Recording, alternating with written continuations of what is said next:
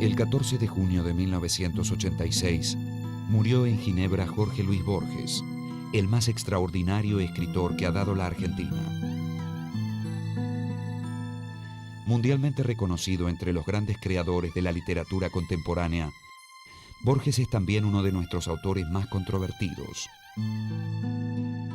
En su vida se plantean con nitidez distintos ejes: su particular relación con las mujeres, la pérdida gradual de la visión que lo dejó en la ceguera, sus discutidas actitudes políticas y la consumación de una obra y un estilo literarios de valor y singularidad excepcionales.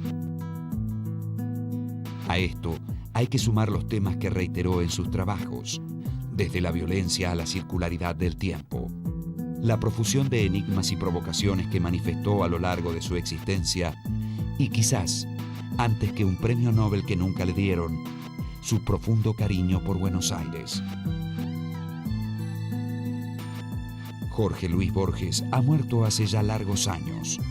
Las facetas de su persona y su producción escrita siguen despertando miradas dispares de amor y a veces de rechazo. En esa ambivalencia, en ese juicio contradictorio que él mismo estimuló, están presentes algunas de las paradojas argentinas.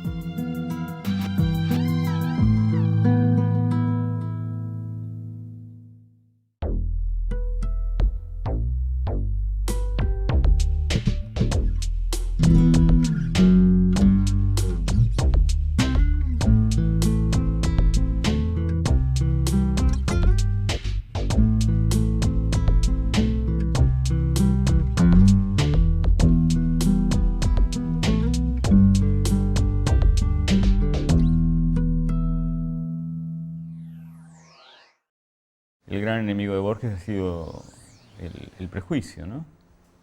Un gran prejuicio y una fiaca mental también. Yo no voy a negar nunca que Borges fue un verdadero genio de las letras. Pero fue un genio, pero no fue un sabio, le faltó sabiduría. Escribía genialidades y después hablaba bien de los dictadores, por ejemplo. No se privó de ir al juicio a las juntas, no se privó de opinar bien o mal sobre todo, en general mal, pero cuando opinaba mal siempre descubría algo interno en las cosas que era interesante, ¿no? La gente empezó a conocerlo cuando apareció en la televisión y después seguramente ni siquiera lo leyeron. Lo reconocían porque es fácil reconocer un caballero con el ojo con los ojos en el techo y el bastón. Entonces, claro, ese es Borges, no hemos visto en la televisión. Al hombre a quien los libros eran su herramienta fundamental, su entretenimiento, su goce, y yo diría hasta su erotismo, era a través de los libros. Quedarse ciego tiene que haber sido una tragedia espantosa. Las mujeres decían, me encanta ir a caminar con Borges y hablar de literatura, ¿no? Pero cuando llegaba el momento de concretar, eso que antes se llamaba sex appeal, ¿no? Esa cosa, él no tenía eso, él hablaba de literatura. Escribió en nombre de la esquina rosada. Sabía llegar de lo más paquete al quilombo, en un oscuro, con las prendas de plata. Los hombres y los perros lo respetaban y las chinas también. Nadie ignoraba que estaba debiendo 2 muertes. Usaba un chambergo alto, de ala finita, sobre la melena grasienta. La suerte lo mimaba, como quien dice. Los mozos de la villa le copiábamos hasta el modo de escupir. Poco después de la muerte de mi amigo el caudillo, de Nicolás Paredes, que había sido protector de Carriego y que debía varias muertes, el comisario me dijo, sí. Y también entonces Él murió el año 29. Yo traté de recobrar de algún modo la voz de él en ese cuento.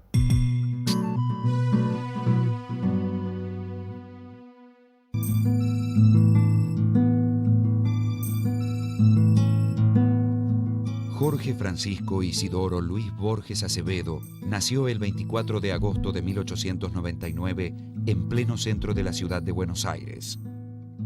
Hijo de Leonor Acevedo y de Jorge Guillermo Borges, heredó de sus mayores una gran afición por la literatura, que comenzó a descubrir desde muy pequeño.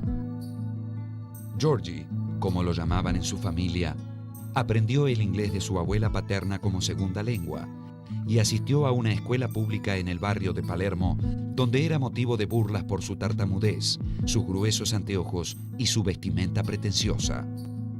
Pasaba ya la mayor parte del tiempo encerrado, dedicado a leer o escribir en soledad. La única compañera de juegos era su hermana Nora.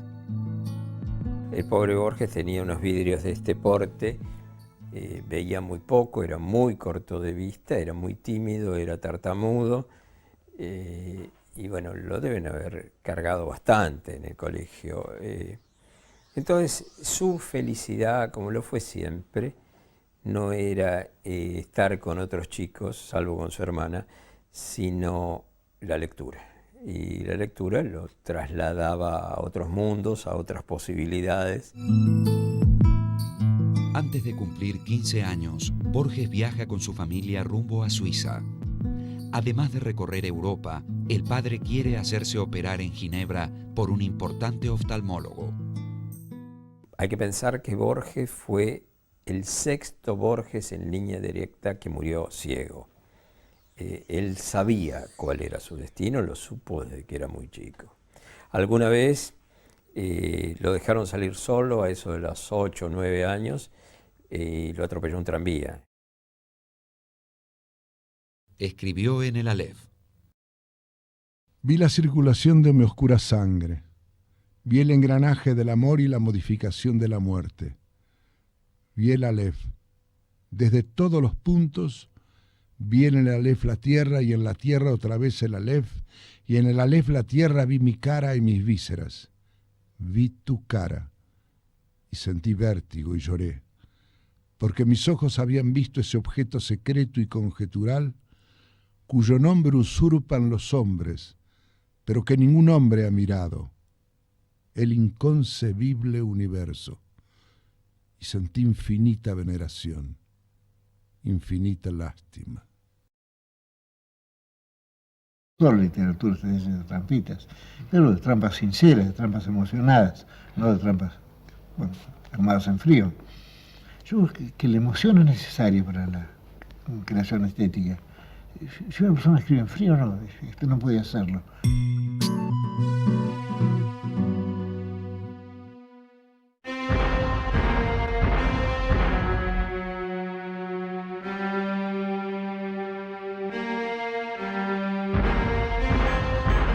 El estallido de la Primera Guerra Mundial obliga a la familia a prolongar varios años la estadía prevista. En Ginebra, Borges retoma sus estudios formales. Además de adquirir amigos reales entre sus compañeros, aprende francés, latín y alemán. Su conocimiento de idiomas le permite abordar autores como Schopenhauer, a quien admiró toda su vida, y al austríaco Meiring, cuyo libro El Golem ejercería una notable gravitación en su obra. Con el tiempo, en el largo viaje de Borges por los libros, resurgirían una y otra vez numerosos autores. Uno puede detectar también que lo influyó mucho la literatura de fines del siglo XIX, que él admiraba, como Conrad o Kipling, a los que siempre rindió homenaje. Todos los autores que a él le gustaban los hizo parte de su cuerpo, entonces también, y los que no le gustaban los odiaba de una manera tan enfática que uno piensa si no se puede odiar a Borges de la misma manera.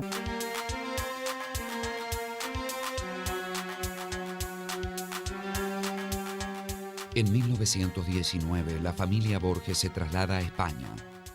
Jorge Luis conoce en Mallorca al poeta Jacobo Sureda. Tiempo después, comienza a frecuentar los principales circuitos literarios de Sevilla y Madrid. Se vincula con un grupo de poetas y escritores que impulsaba el ultraísmo, movimiento de vanguardia vinculado con el futurismo y el dadaísmo. Borges conoce a Rafael Cansino Sassens, fundador del movimiento, a quien siempre consideró como uno de sus más grandes maestros. Escribió en Arrabal: Esta ciudad que yo creí mi pasado es mi porvenir, mi presente.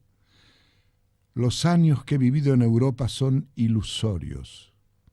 Yo he estado siempre y estaré en Buenos Aires. Yo alguna vez escribí que otros se jacten de lo que han escrito. A mí me enorgullece lo que he leído. Sí.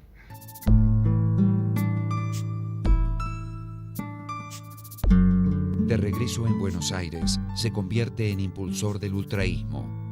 Con algunos poetas de su generación, como Nora Lange y Eduardo González Lanuza, crea en 1921 la revista mural Prisma, que ellos mismos pegan en las paredes de la ciudad. La experiencia dura 2 números. La influencia ultraísta permanecería en los poemas reunidos 2 años más tarde en el primer libro publicado por Borges, Fervor de Buenos Aires. Y él decía que cuando escribió Fervor de Buenos Aires, bueno, ahí ya estaba todo. Que él después fue, digamos, repitiéndose, pero que eso un poco prefiguraba todo lo que fue después.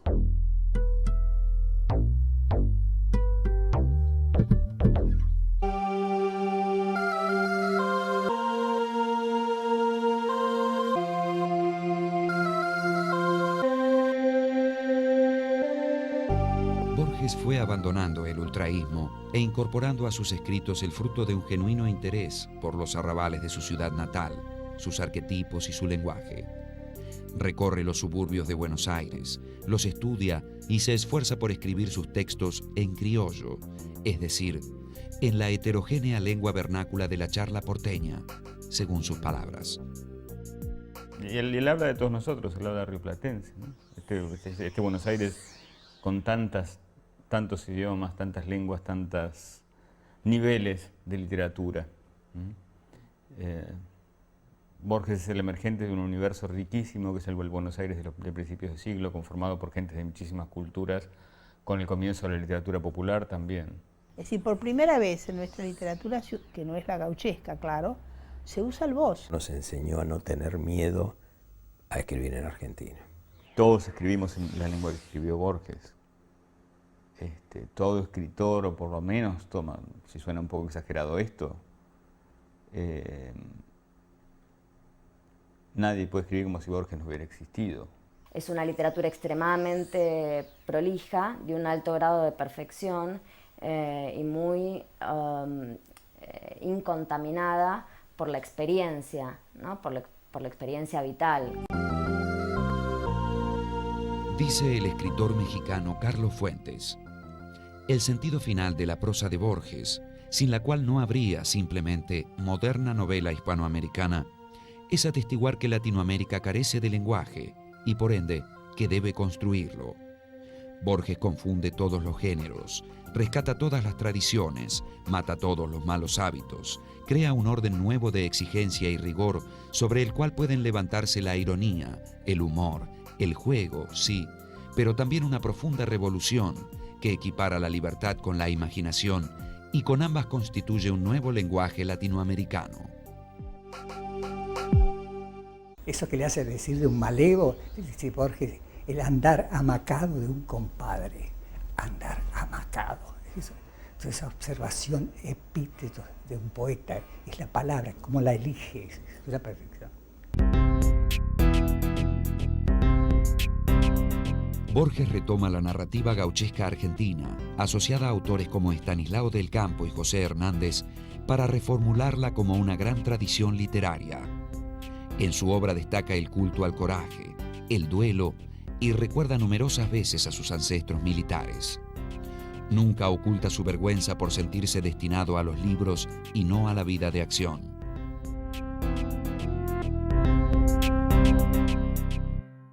En cambio, Borges, sus antepasados van a ser hacendados, guerreros y estancieros. La conjunción es entre la espada y los latifundios. Entonces, él va a hablar en los poemas de sus antepasados.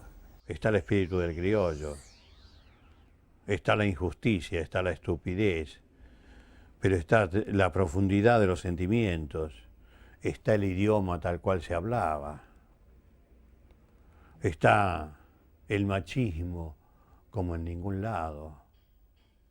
Él también, cuando describe a la mujer, la describe siempre abajo, es antifeminista, porque la ve así a la mujer él. Escribió en su poema conjetural: Pisan mis pies la sombra de las lanzas que me buscan, las befas de mi muerte, los jinetes, las crines, los caballos se ciernen sobre mí. Ya el primer golpe, ya el duro hierro que me raja el pecho, el íntimo cuchillo en la garganta. Yo escribo para desahogarme. Anoche tuve ocasión de decir que si yo fuera Robinson Crusoe, yo escribiría en mi isla desierta, sin ninguna esperanza de ser leído.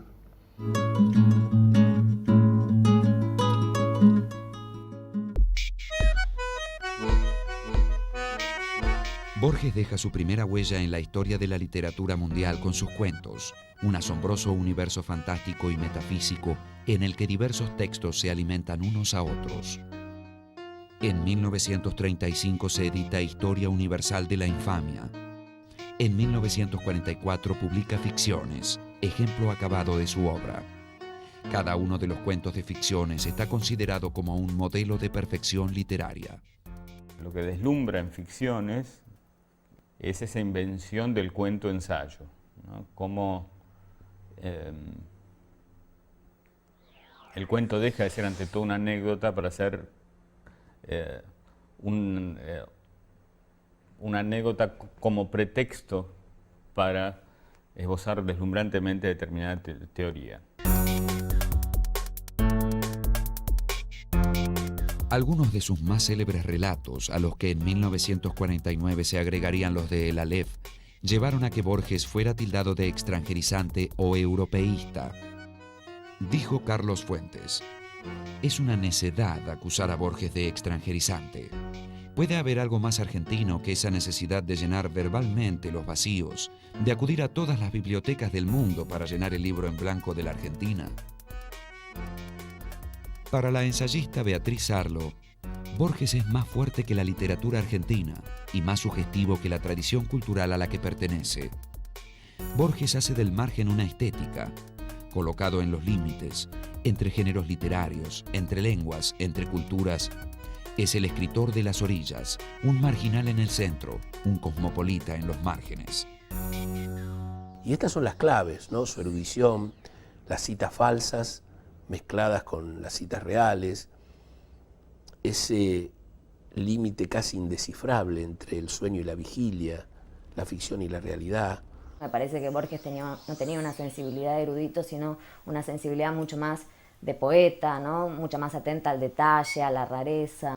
El gran tema de Borges creo que no es ni los laberintos, ni los tigres, ni todas esas cosas que se piensan habitualmente, sino la palabra en sí misma. La gran polémica que recruza toda su obra es la polémica entre el realismo y el idealismo.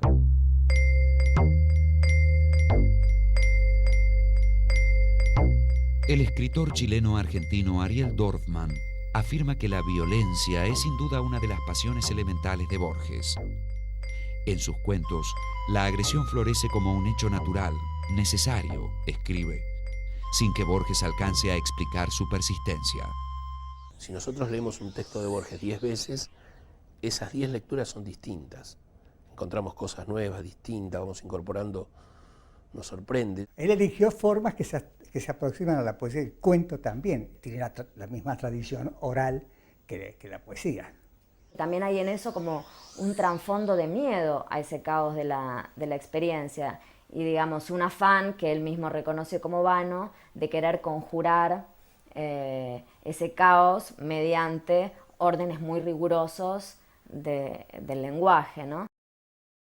Escribió en El otro duelo: era de Cerro Largo y no desconocía el rencor antiguo de Silveira y Cardoso. Los mandó buscar y les dijo: ya sé que ustedes dos no se pueden ver y que se andan buscando desde hace rato. Les tengo una buena noticia. Antes que se entre el sol van a poder mostrar cuál es el más toro. Los voy a hacer degollar de parado y después correrán una carrera. Ya sabe Dios quién ganará. En mis cuentos yo tengo la impresión de que no hay personajes. Se entiende que soy yo, ligeramente disfrazado, o quizá no ligeramente. Sí, casi sin disfraz, diríamos. Porque todo lo que yo escribo es autobiográfico.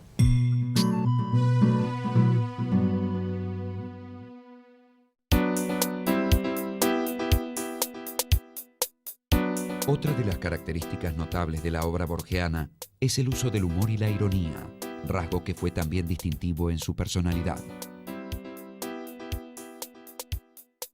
Yo creo que él mamó, bueno, en principio, mucho de la literatura inglesa, ¿no? Eso se nota en su ironía, en su forma de expresar la literatura, el gran poder de síntesis, el humor. Todo eso es muy inglés, digamos, ¿no? Tenía un sentido del humor muy especial. A veces hablaba conmigo de fotografía. No sabía hasta qué punto no inventaba algunas cosas, o si me estaba tomando el pelo, pero... Me acuerdo de chistes muy graciosos sobre la gente que invitaba a Victoria. Por ejemplo, a Lanza del Basto, que era un sabio hindú invitado por Victoria. Borges lo había bautizado Basta que lanzo. Y a Rabindranath Tagore, Reventarás Cagore. Por ejemplo, una vez salió una noticia en Le Figaro, en la década del 60, que Borges se había muerto. Entonces, claro, lo fueron a ver y dijeron, bueno, Borges dice, ¿qué opina de esta noticia falsa? Y él dijo, no, dice, la noticia no es falsa, dijo, es prematura y profética, pero no falsa. Dijo: yo no bebo, no fumo, no escucho la radio, no me drogo, como poco. Mis únicos vicios son el Quijote, la Divina Comedia y no incurrir nunca en la lectura de Enrique Larreta ni de Benavente. Yo sospecho, como Stevenson, de quien tuve el honor de citar, que cada hombre es una multitud, sin duda hay más. Además, ¿por qué limitarnos al sistema binario que es tan pobre?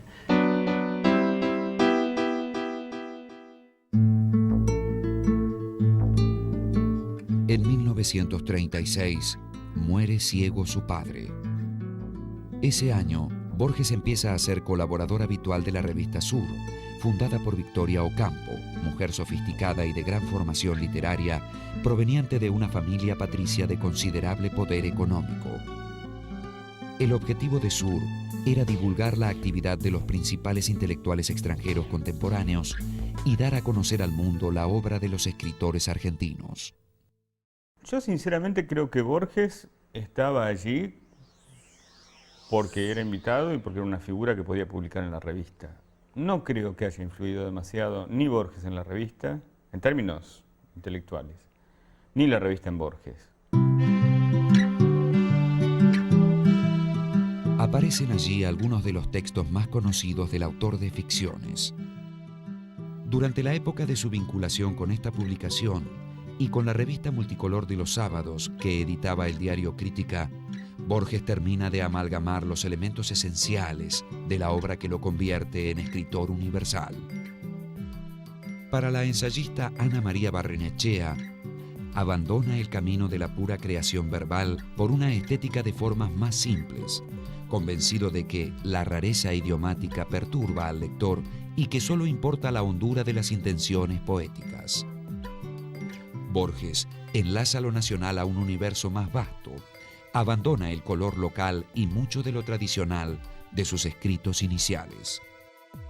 Dijo al agradecer el Gran Premio de la Sociedad Argentina de Escritores en 1945. Lo cierto es que me crié en un jardín, detrás de un largo muro y en una biblioteca de ilimitados libros ingleses. Suelo pensar que esencialmente nunca salí de esa biblioteca y ese jardín.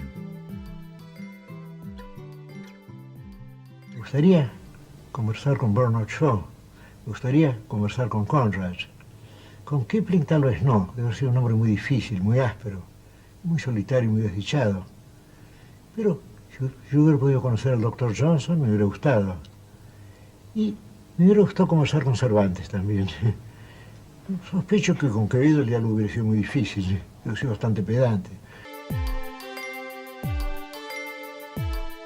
Sus otros temas más característicos surgen todos antes de 1950.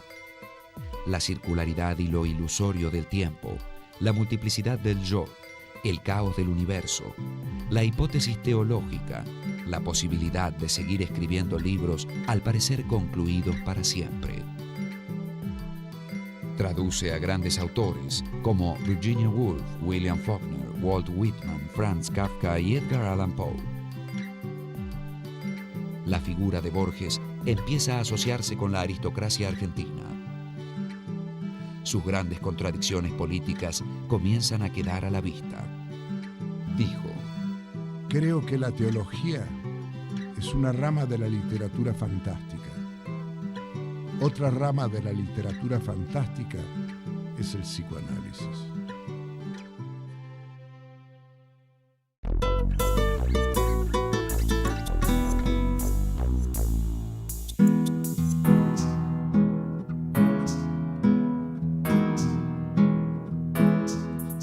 Borges es criticado con frecuencia por sus posturas políticas.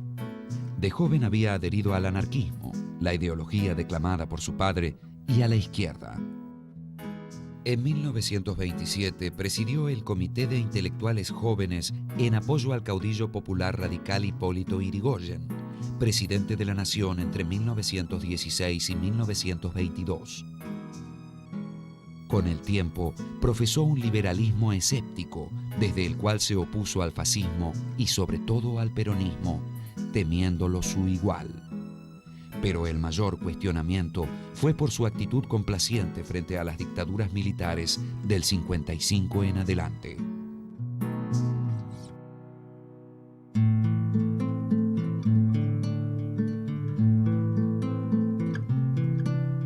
El 17 de octubre de 1945 hace eclosión el fenómeno social y político que deriva en el triunfo electoral de Juan Perón y lo consagra presidente de la Nación. Borges, como muchos otros intelectuales de estratos medios y altos de la sociedad, manifiesta públicamente su oposición al peronismo.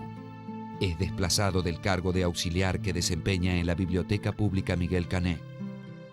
Se lo nombra, en cambio, inspector de mercados de aves de corral. Y no le gustaba cierta inmoralidad que siempre dejaba traslucir el peronismo en el nombramiento de cargos, o en los ministros nombrados, y como decíamos, en los sindicalistas.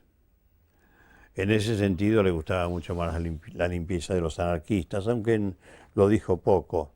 Seguramente había muchísimas cosas malas en el peronismo, pero esta forma de blanco y negro es algo que me parece contradictorio con una cabeza como la que funcionaba Borges.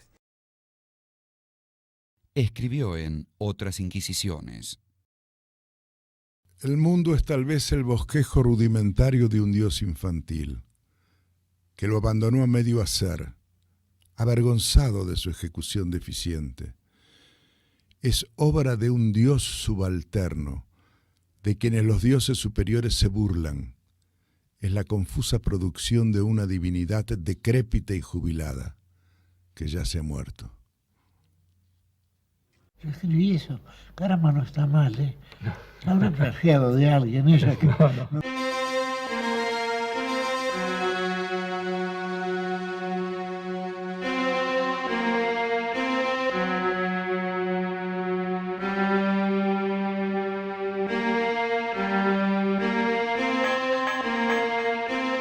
En 1955, el general Eduardo Lonardi y el almirante Isaac Rojas encabezan un golpe militar autodenominado Revolución Libertadora y derrocan a Perón, que se exilia.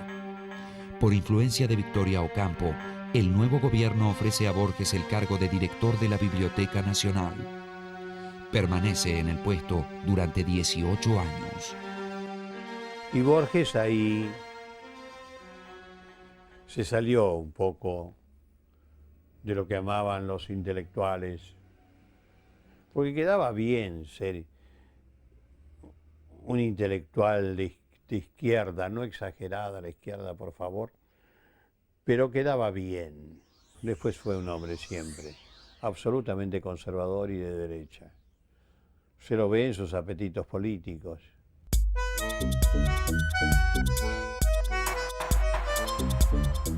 En 1960, Borges decide afiliarse al Partido Conservador. Durante las siguientes décadas, convulsionadas por la inestabilidad política y la violencia, escandaliza a muchos con sus declaraciones a favor de las dictaduras militares.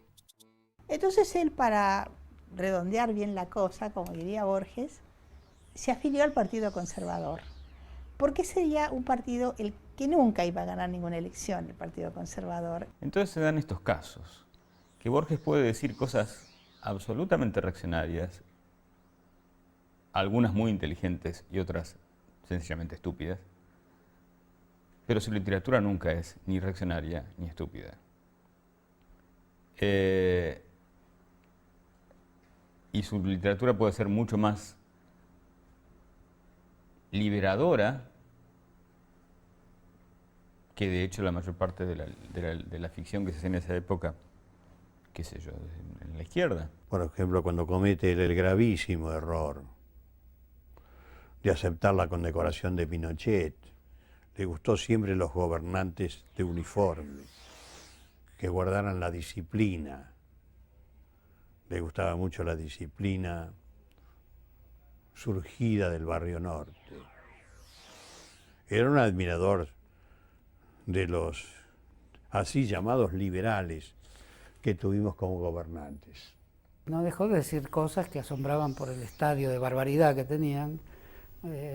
Dijo lo impensable, casi defendió la esclavitud, atacó la democracia, chocaba con el sentido común de la clase media argentina, sus lectores, ¿no? Algunos de los cuales más sofisticados festejaban el campo de juego, de ironía, lo lúdico que tenía este Borges. Pero él decía, yo no quiero ser recordado por las opiniones políticas, eso es una cosa banal, intrascendente, sin importancia.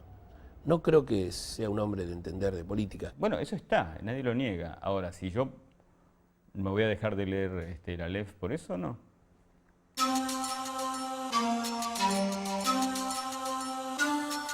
Para el poeta Juan Gelman, a diferencia de otros intelectuales que nunca supieron reconocer sus agachadas frente a la dictadura militar, Borges reconoció sus errores. Beatriz Sarlo ha dicho: durante años, muchos en la izquierda argentina pensamos que Borges era un caso incómodo, gran escritor, lejano de los problemas ideológicos que nos interesaban. De pronto, muchos descubrimos que esa lejanía era una lectura incompleta y rústica de sus textos. Y me dice, ¿usted qué cree? Yo soy un hombre ético, ¿no? Soy ético. Y cerró la puerta. Esa fue la última palabra, y lo cuento y se me pone un poco de piel de gallina, ¿no? Porque creo que en esa frase él está encerrando todo lo que él pensaba de él mismo.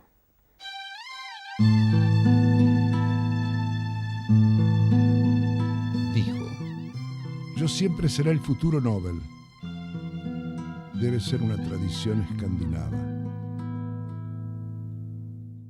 Un episodio tan común en la vida de todos los hombres, abandonar o ser abandonado, es lo más corriente, pero cuando ocurre bastante terrible.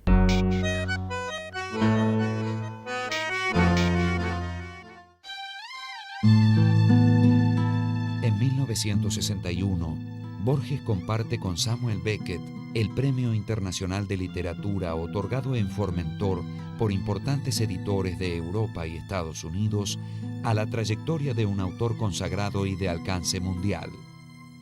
Es la confirmación de su creciente reputación en el mundo occidental. Él tenía amigos, Roger Caluat, toda la gente que estaba acá medio de paso, exilada de la Guerra Mundial. Cuando vuelven, en el 51 sale una famosa revista, un famoso número de la revista Lerne, con análisis de Borges. A partir de ahí Francia descubre a Borges. Ya desde fines de los 50 empieza a leer.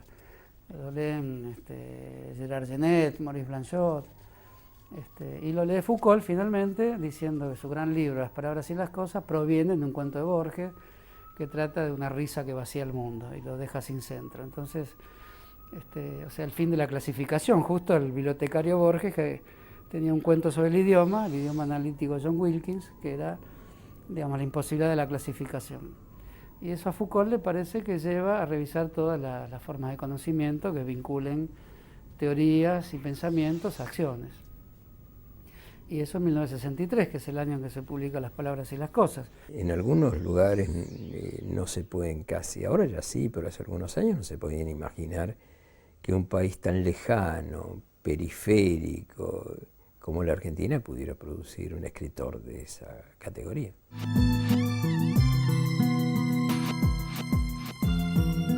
Entre muchísimos otros galardones, recibe en 1980 el Premio Cervantes de la Real Academia de la Lengua Española, compartido con el poeta Gerardo Diego. No fue una frustración menor la de no haber recibido nunca el Nobel de Literatura. La obra de Borges recorría el mundo en decenas de traducciones. Su prestigio internacional era indiscutido. Cada año se especulaba con su candidatura al Premio Nobel. Pero sus controvertidas declaraciones políticas también llegaban a oídos de la Academia Sueca. Fue una cosa injusta, pero es por sus actitudes con las dictaduras. Su antiperonismo no era problema para Suecia, pero su pinochetismo sí era un problema. Entonces ya mismo ves que uno lo dice y se produce algo. Pensemos en lo mal que hablaría de la Academia Sueca, que le dieran semejante cantidad de dinero y semejante difusión a una persona que hubiera andado por el mundo diciendo que Videla era una especie de caballero cuando tenía 30.000 personas en campos de concentración. ¿Son las frases irresponsables de un tímido o había algo ahí que aún es necesario analizar, ¿no? Escribió en Borges y yo. Hace años yo traté de librarme de él y pasé de las mitologías del arrabal a los juegos con el tiempo y con lo infinito. Pero esos juegos son de Borges ahora y tendré que idear otras cosas. Así mi vida es una fuga y todo lo pierdo y todo es del olvido o del otro. Es decir, yo acepto la inmortalidad personal siempre que me aseguran el olvido de esta vida. Yo no quiero seguir pensando en Borges, estoy harto de él.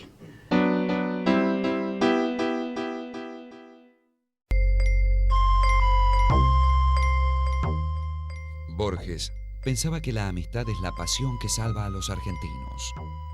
Entre muchos amigos como Macedonio Fernández, Jules Solar, Carlos Mastronardi y otros, la gran amistad que mantuvo con Adolfo Bioy Casares fue un vínculo afectivo particularmente importante para él.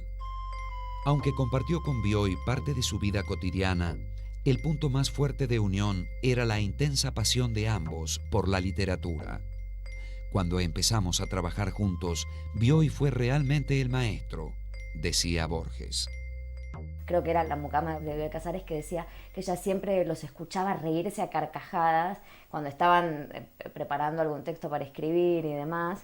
Y claro, a mí siempre me pareció una imagen muy reveladora, porque se nota que era una persona que sentía un inmenso placer y que ese era el mundo de la literatura, era el mundo que le... una vez dice, bueno, a Borges le faltaba como vitalidad o pasión, pero de alguna manera no sé si le faltaba o era que esa pasión y esa vitalidad estaba puesta en su obsesión por ese mundo de la literatura y en el goce que ese mundo le proporcionaba, ¿no? Se divertían mucho leyendo juntos, dirigieron la colección de novelas policiales del Séptimo Círculo, que fueron unas novelas espléndidamente bien traducidas, buscaron traductores, elegían las novelas. Y Borges prácticamente comía casi todas las noches en la casa de Bioy. No era un hombre de grandes confidencias, Él, por ejemplo, con Bioy fue durante 50 años amigo o más y nunca hubo grandes confidencias. No era un hombre de ser confidente en la relación amistosa. O sea, sus relaciones más bien eran todas literarias.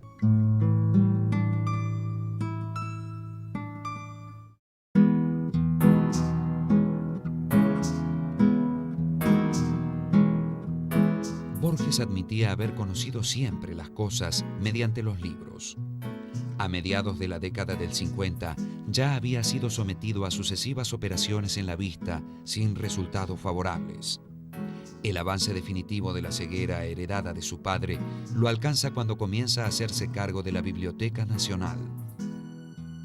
Aún después de quedar ciego, mantiene la costumbre de ir al cine, con el mismo interés que lo había llevado durante las décadas del 30 y el 40 a publicar sus críticas cinematográficas en la revista Sur. De Torre Nilsson a Bertolucci, grandes cineastas dirigieron films basados en sus cuentos. Y el estilo de los últimos años, que casi es el que prefiero, es un estilo absolutamente llano y oral, casi propio de la persona que dicta y que debe memorizar, ¿no? Tiene que cambiar toda su manera de expresión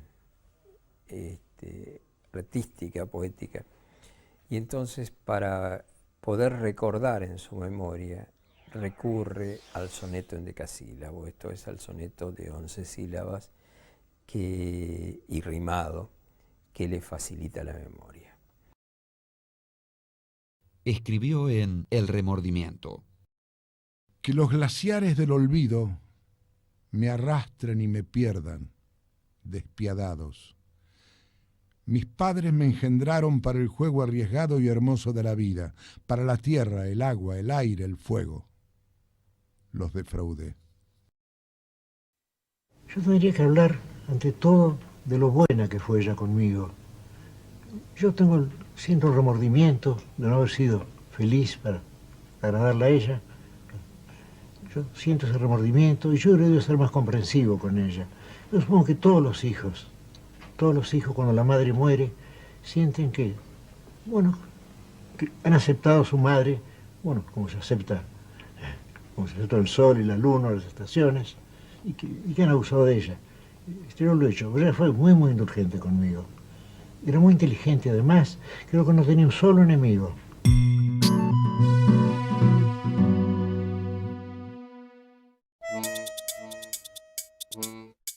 Borges tuvo una relación de gran dependencia de su madre Leonor, mujer dominante y de gran fortaleza física que lo protegió toda su vida, hasta morir en 1975 a los 99 años.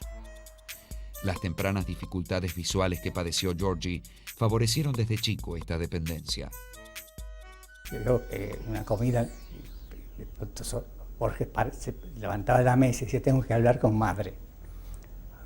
Porque parece que la madre le decía, vos a las 10:30 llámame para ver dónde estás, qué haces, qué sé yo. Hacia finales de la década del 60, Borges, que ha cumplido los 67, se casa con Elsa Astete Millán, mujer 10 años menor que él, con la que habían mantenido un breve romance durante su juventud. Yo tengo las cartas de la madre, donde la madre dice, bueno, ya estoy vieja, Georgie se va a quedar solo. Entonces apareció esta señora que había enviudado, viuda de Albarracín, que Borges había conocido en su juventud en La Plata, y armaron el matrimonio. Borges se desentendió de todo, ¿no? La única condición que puso él, le compraron un departamento ahí en la avenida Belgrano, 1377, sexto piso, y bueno, la madre se lo pintaron, se lo armaron. Y cuando él fue y vio que había una habitación matrimonial, y él dijo, no, yo quiero una habitación aparte.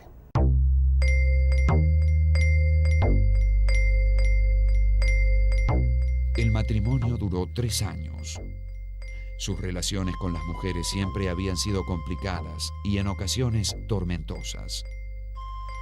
Parte de las cartas personales a Estela Canto, de quien también estuvo enamorado y a la que le dedicó el Aleph, y consultas a un psiquiatra en los años 40 vinculadas con la impotencia, refieren ese aspecto conflictivo. Pese a sus fantasías, con María Esther Vázquez, 42 años menor que él y secretaria suya, lo más que Borges pudo concretar fueron 2 libros en colaboración. En general, su amor no era correspondido. Era muy desdichado en sus amores con las mujeres, se enamoraba y las mujeres no se enamoraban de él. Creo que había una serie de factores en todo esto, pero Borges sufrió realmente mucho. El amor, por supuesto, para Borges es imposible. Es la idea de que uno no puede conocer al ser amado. Lo mismo que le pasa a Borges con el resto del mundo, digamos. Él se pregunta si uno puede realmente conocer un mundo real, o sea, si el mundo real existe. Previo a la ruptura, pero viendo el fracaso de su matrimonio con Elsa Astete, Borges cae en un marcado estado depresivo. Si bien escribe poemas, no cree poder volver a cultivar la narrativa. Logra hacerlo, sin embargo, y tras la publicación del informe de Brody lleva a cabo la separación. Está rodeado de amigos y familiares dispuestos a ayudarlo en sus lecturas y tareas de escritura, pero su principal sostén, mientras vive, también en ese aspecto, es su madre.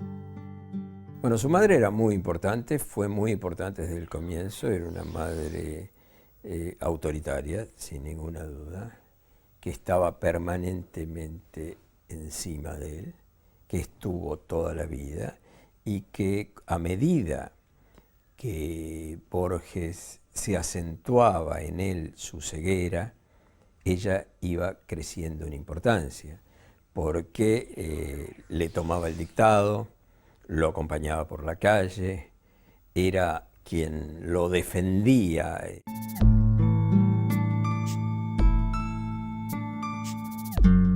Borges se siente cada vez más solo. Para atenuar su angustia, viaja a presenciar los homenajes que le hacen en el exterior. Tras la muerte de Leonor Acevedo, confía sus cuidados domésticos a Fanny, que trabajó durante 4 décadas junto a él. Fanny me decía que lo atendía como un bebé, porque uno a un bebé tiene que atenderlo en todo, darle de comer, vestirlo.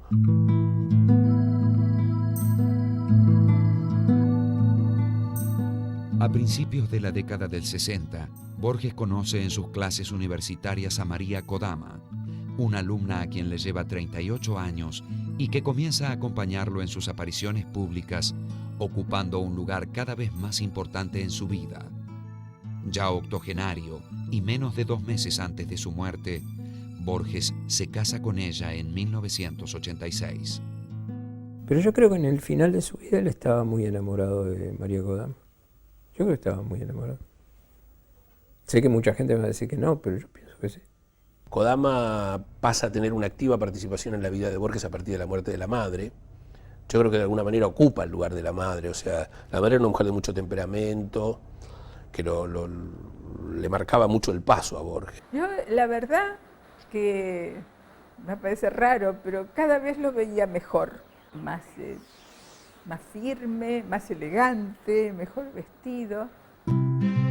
Dijo: cuando yo era joven pensaba en el suicidio, pero ahora no tiene sentido. En cualquier momento sucede sin que yo intervenga. ¿Y si soy inmortal? Bueno, me resignaré también.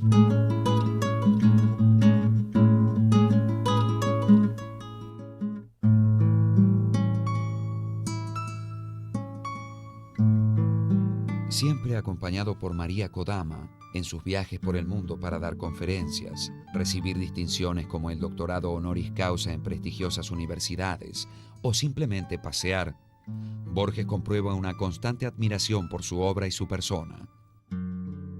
En una entrevista de 1982, dice la escritora norteamericana Susan Sontag: hoy no existe ningún otro escritor viviente que importe más a otros escritores que Borges. Pero en 1984, la salud de Borges ha desmejorado y no va a revertir el rumbo. En 1985, publica su último libro, Los Conjurados. Ya muy enfermo, informado de que padece un cáncer de hígado incurable, parte de Buenos Aires hacia Europa con su mujer. Se instala en un pequeño departamento alquilado en Ginebra. Allí muere el 14 de junio de 1986. En la lápida colocada sobre su tumba en el cementerio de Plainpalais se lee en inglés antiguo: y no tuvieran temor. Él era agnóstico, era un hombre que no... Él decía, bueno, yo espero cesar definitivamente de cuerpo y alma, ¿no? Estaba un poquito, como decía, ¿no? Cansado ya de esto, de ser Borges, ¿no? De ir con Borges a todos lados.